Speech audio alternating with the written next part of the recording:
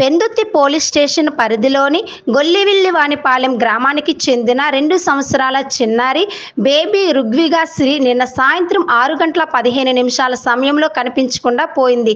చిన్నారి తండ్రి 6:50కి 112కి ఫిర్యాదు ఇవ్వగా పోలీసులు తక్షణమే సీసీ ఫుటేజ్ ద్వారా సమీప ప్రాంతాల్లో పర్యవేక్షించగా డ్రోన్ల సహాయంతో చిన్నారి ఆచూకీని అర్ధరాత్రి 12:30 సమయంలో గుర్తించి తక్షణమే చిన్నారిని తమ తల్లిదండ్రులకు అప్పగించారు.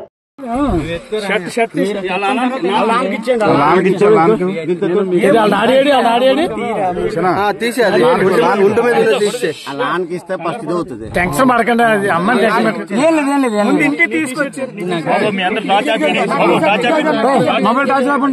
నువ్వు పట్టుకోవా